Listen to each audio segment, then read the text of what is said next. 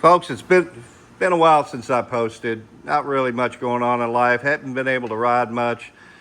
I finally went out and did it. I'm getting rid of my Pro XP Ultimate every time I take that thing out, and I don't abuse it, but we do crawl with it. If something bad breaks, it's thousands of dollars a year to maintain it. And yet, my little KRX 2020 has never let us down. So the Pro XP's up for sale at one of the dealers on consignment. And we ran out and got a good deal on this 2024 with 66 miles on it, four-seater, because that's what we had. So I've started putting everything on it. Of course, I've already done the half-inch skid plates from Trail Armor. I love the Trail Armor ones, Trailing Armor skid plates, A-arm skid plates. I've gone to the 35 stickies with Pro Armor wheels because the gold wheels were on it before. I thought I'd keep with the gold theme. I did have to add 1-inch wheel spacers to the back wheels. You don't need to do it to the front as well. From what the internet says, AI says, is that you mess up the geometry, and a lot of people do put a spacer here because your problem is your A-arm rubs back here. I mean, your trailing arm will rub back here. And so if you try to put it all the way in, and you definitely have to remove your scrape guards for your wheels, the inside scraper guards for your wheels. So what have I done to it so far? I've added the HMF bumper with the built-in hitch on it. I've got my tiger tail on this. I've had this tiger tail forever. It's great for towing people because it's automatic, and it retracts automatically if you get slack in it. I have ordered speakers. This Hyphonics sucks. And I'm still looking at amps and a replacement sub, but I'm going to try to use that sub box because it's really tucked in there nice and neat. What did I do up front? I've added a front bumper to this thing. I've got my light bar. These are new light bars with some new LEDs in them, so you don't need as big a one to get the high lumens in there. I've added one on the front bumper as well. That's tucked in nice and neat. They both come on at the same time, since that's what you'll be doing at night. And there I did add the extended mud guards front and rear on it. And some people say, well, they're not Kawasaki. I really don't care. I think they got them for $100 or so. I mean, if they break, I don't think they will. They're pretty tough, and I think they'll work out really good. What did I do inside? I've added a dome light kit. I made it myself and put dome lights in here. And so when I push button, I've got lights at night that are really bright so you can see what you're doing. I have this one, they'd already put the turn signal kit in horn. Super loud. I added a second horn to the horn. You just double them up. And I used to sell these online on eBay a few years ago. I've got a ton of them left. I just quit selling. There's no money in it. So turn signal kit was already there. Did change out the shifter so we can go low to reverse, high to reverse in there. I did put this McTuning 6-gang switch box in. Those things, I tell you what, they're any of these switch boxes, whether I have the wireless ones on the other one that you can take out, and I've got it set up that I've got 8-gang on the other one, the KRX over there, and I had it on the Polaris, where you can take it out and you actually can assign 2 of these for your winch. So now you don't have to have a separate remote that keeps going bad. This thing stays charged on the wireless. Now this one is a wired. I didn't do the wireless on this one. I just wanted to use this on this side for my lights. So I've got the light bar set up on here. Both bars come on at the same time. I've got my low beams. I've got my high beams all set up.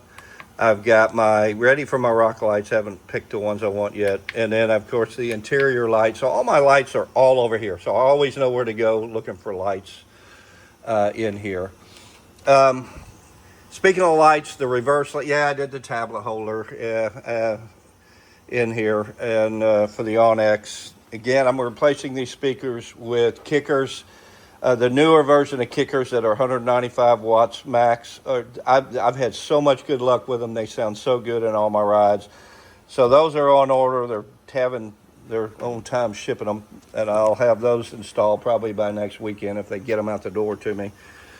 But I was really having difficulty finding out about a reverse light. You know, everybody would love to just have a reverse light come on in reverse gear, and nowhere on the internet did it talk about it. So I went to ChatGTP and AI'd it, and ChatGTP came back with, in the main wiring harness, there is a wire that is solid green with a white stripe. There's a bunch of other greens and whites with green stripes, so you have to be real careful.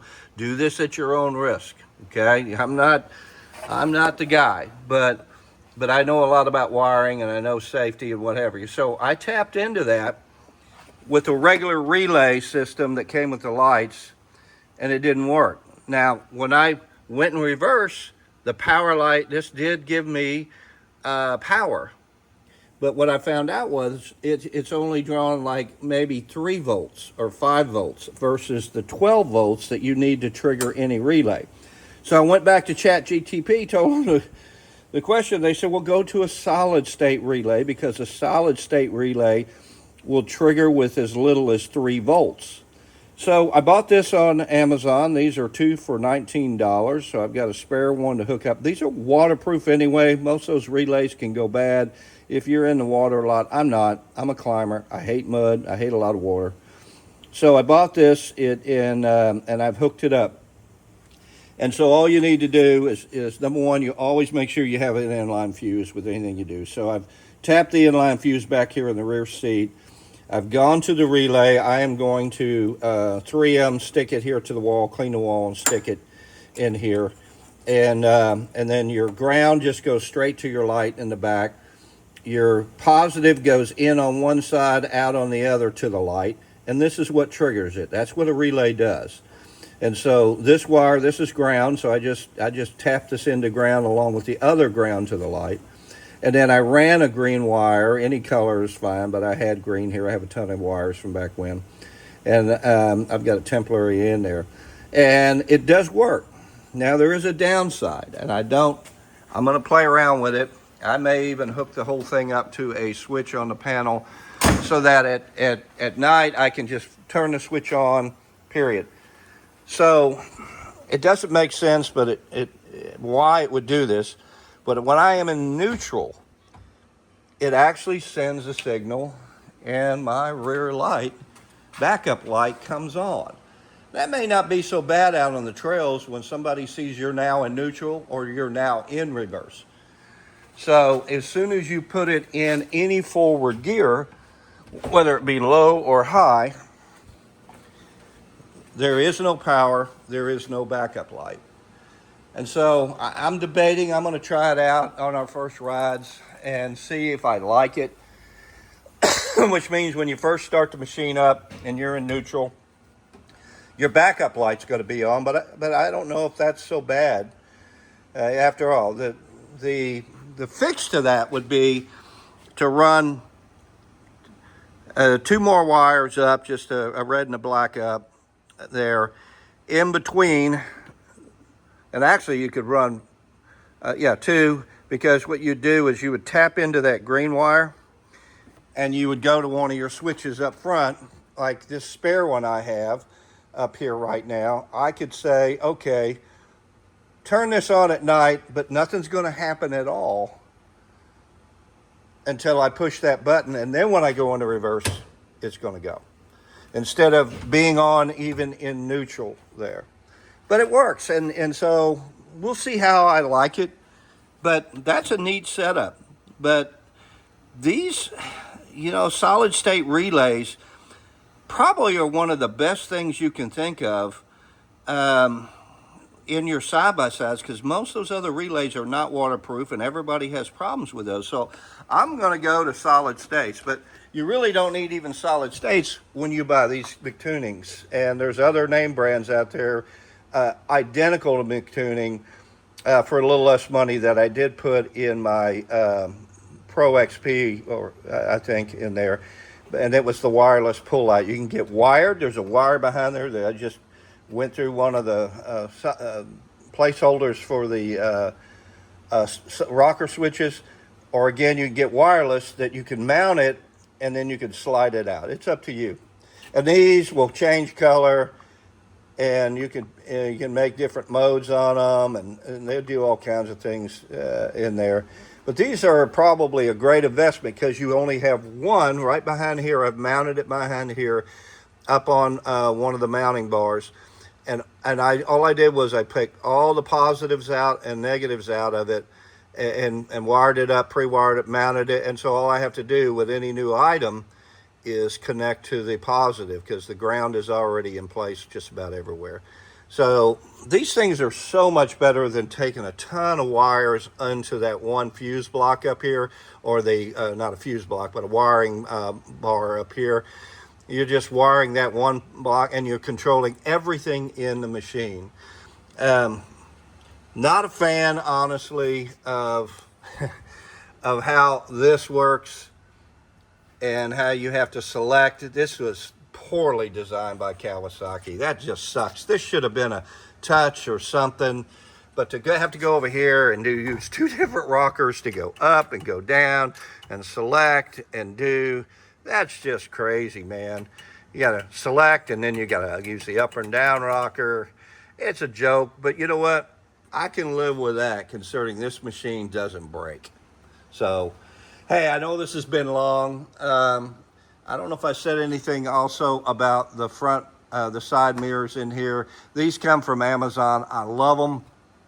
I put them on all my machines. I've gone through, they're all over the place. I bet you I have 6 different sets of side mirrors, but these will go on when you have a windshield, because they have a thin strap around them, and they tighten up really good, and they kick in, and they will fold back into place exactly where you had them before. You're not having to readjust them when they get hit.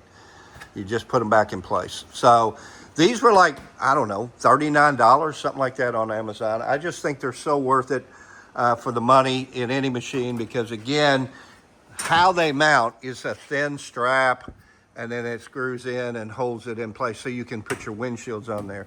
This one came with a Kawasaki windshield. The previous owner bought it. I haven't done anything with the windshield wiper kit like I did my original Cowie. Those are $700.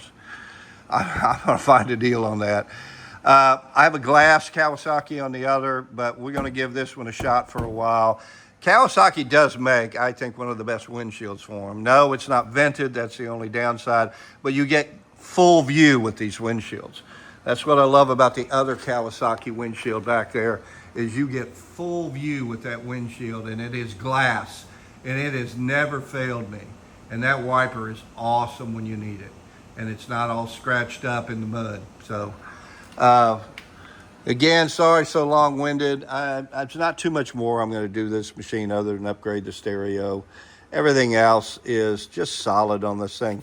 I did put a remote here. These you can find on Amazon. You got to be careful. This is one that is actually truly waterproof. I think it's IP68. So these things go bad if you buy the cheap ones. But these are so easy to also connect in line to your wiring. And you connect them right up to your actual rocker switch for your winch itself. And then it's just 3 or 4 simple wires, and then you can use the remote. I put it on a keychain, and I bought these on Amazon. It's hard to get to it, but I bought these little quick releases on Amazon, so I can quick release it when we're out there and need it. And again, this is what it looks like on Amazon. There's the code on it. And it's one of the cheap brands, but the cheap brand has never failed me, except these remotes finally get rusty and stop. But this one is IP68, so this one should not do that to me. And it comes with 2 remotes as a backup. Anyway, thanks for watching. I hope some of this stuff was helpful, and you all have some good rides. And by the way, I love the fact that I can put some things right here in the storage. In here, I'm going to put a waterproof box that fits perfectly in there, and I'll keep some things that maybe my tie downs or something like that in there, emergency stuff on the trail, maybe some soft shackles and things like that for getting out of things.